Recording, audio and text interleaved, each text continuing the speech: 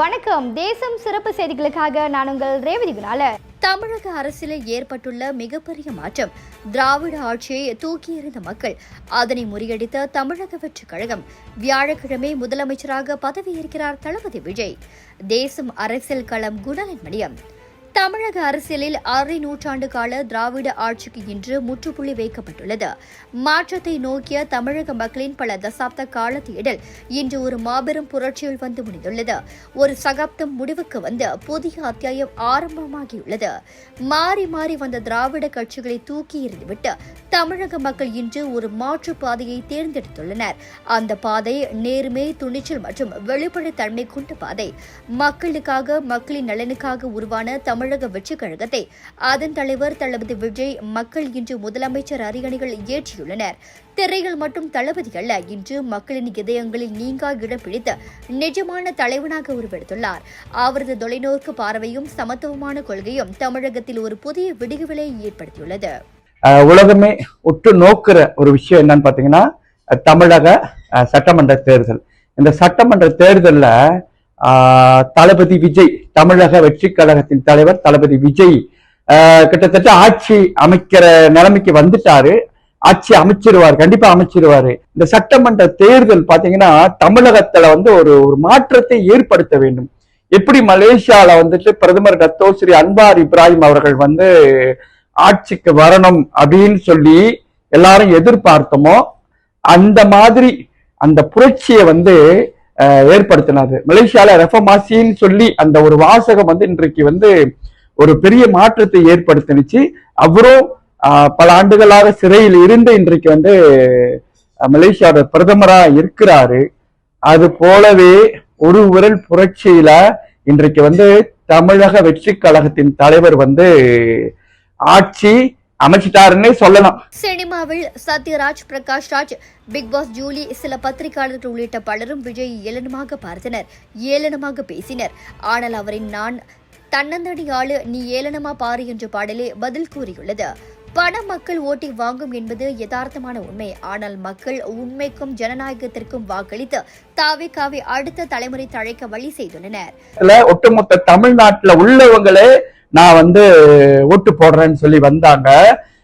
குறிப்பா பெண்கள் அதிகமான பெண்கள் என்ன சொன்னாங்க, திமுக ஸ்டாலின் இவங்க எல்லாம் பெண்களுடைய ஓட்டு அதிகமா திமுகவுக்கு விழுன்னு சொன்னாங்க. ஆனா அது நடக்கல. இன்றைக்கு பெண்களுடைய அதிகமான ஓட்டு விழுந்தது பாத்தீங்கன்னா தமிழக வெற்றி கழகத்திற்கு. மாற்றத்தை எதிர்பார்த்தார்கள், மாற்றம் கிடைத்து விட்டது. இன்றைக்கு தமிழகத்துடைய அரியணையில தளபதி விஜய் அமர போறாரு. எனக்கு ரொம்ப சந்தோஷம். ஏன்னா நான் டிவியில பாத்துட்டு இருக்கும்போது எனக்கே ஒரு ஆனந்த கண்ணீர் வந்துச்சு. இது காரணம் என்ன பாத்தீங்களா, இந்த காலகட்டத்தில இருந்து 5 ஆண்டுகளுக்கு தமிழ்நாடு மாற்றி அமைக்கப்படும். நிறைய விஷயங்கள் அவர் சொல்லியிருக்கிறாரு.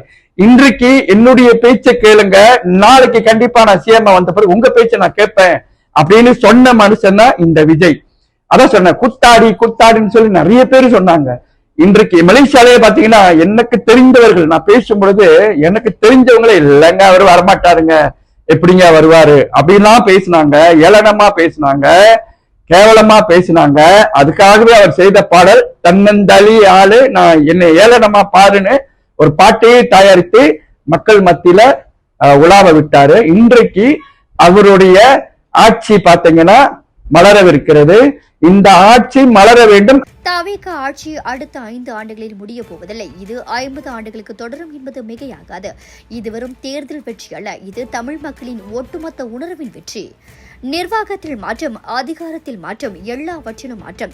தளபதி விஜயின் தலைமையில் தமிழக வெற்றிக் கழகத்தின் ஆட்சி மலர்ந்து விட்டது. முதலமைச்சர் எனும் அரியணைகள் அமர வேண்டும் என்று நான் மட்டுமல்ல, ஒட்டுமொத்த மலேசிய மக்களே வெறிபிடித்து காத்திருந்தனர். காரணம், இன்னொரு உயிரை கொன்று ருசிப்பவன் அரக்கன் என்பதுதான். முந்தைய ஆட்சியை மக்கள் தூக்கி எறிந்ததற்கு காரணம் மக்கள் சொன்னதை காதில் வாங்கிக் கொள்ளாததுதான். இன்று நான் சொல்வதை கேளுங்கள், நாளை நீங்கள் சொல்வதை கேட்கிறேன் என்று ஒரு தலைவனாக தளபதியாக பேசியதன் விளைவுதான் இந்த மாபெரும் வெற்றி. முதலமைச்சர் தளபதி விஜய்க்கு தேசம் ஊடகத்தின் மனமிருந்த வாழ்த்துக்களை தெரிவித்துக் கொள்கிறோம். கண்டிப்பாக வாய்ப்பு கிடைத்தால் தமிழகம் வரும்பொழுது, நாங்க 5ஆம் மாச கடைசியில ஊருக்கு போறோம், தமிழகம் வரும்பொழுது வாய்ப்பு கிடைத்தால் கண்டிப்பாக தளபதி விஜயை நான் சந்திக்கணும். அதே நேரத்துல பிரபுவையும் நான் சந்திக்கணும்.